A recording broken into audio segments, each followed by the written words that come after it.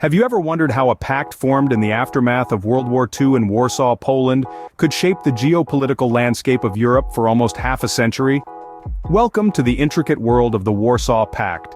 Picture this. It's the 19th of May, 1955, a time when the echoes of the Second World War still reverberate around the globe, and the Cold War is beginning to take shape. 8 countries led by the Soviet Union gather in Warsaw, Poland, to sign a treaty. This treaty, known as the Warsaw Treaty Organization, or more commonly, the Warsaw Pact, was more than just a pact among nations. It was a counterbalance to NATO, the North Atlantic Treaty Organization formed 6 years prior.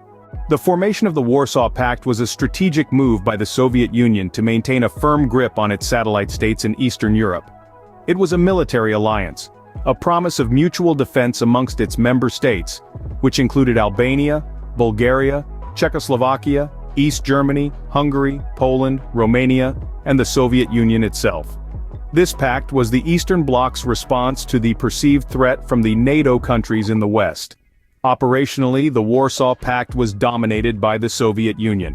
Its main organ, the Unified Command of Pact Armed Forces, was controlled by Moscow, and all major decisions were made by the Soviet Union. The member states had little say in their own defense matters, further solidifying the Soviet Union's control over Eastern Europe. The Warsaw Pact wasn't just an alliance on paper. It played a significant role in several historical events. It justified the invasion of Hungary in 1956, and Czechoslovakia in 1968, showing the world its military might. However, as we moved into the late 20th century, the Warsaw Pact started to crumble. By the late 1980s, nationalistic sentiments were on the rise in Eastern Europe, and the control of the Soviet Union was waning. The pivotal moment came in 1989, when the Berlin Wall fell. This marked the beginning of the end for the Warsaw Pact. By 1991, the Warsaw Pact was officially dissolved. The Soviet Union collapsed later that same year, marking the end of an era. The countries that were once part of the Warsaw Pact are now members of NATO, or the European Union, a testament to the dramatic shifts in the geopolitical landscape over the past few decades. So, what did we learn about the Warsaw Pact today?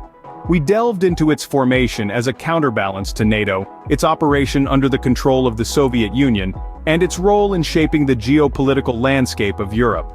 We also discussed its dissolution and the subsequent shift in alliances of its former member states. The Warsaw Pact, while no longer in existence, continues to influence the politics and history of Europe.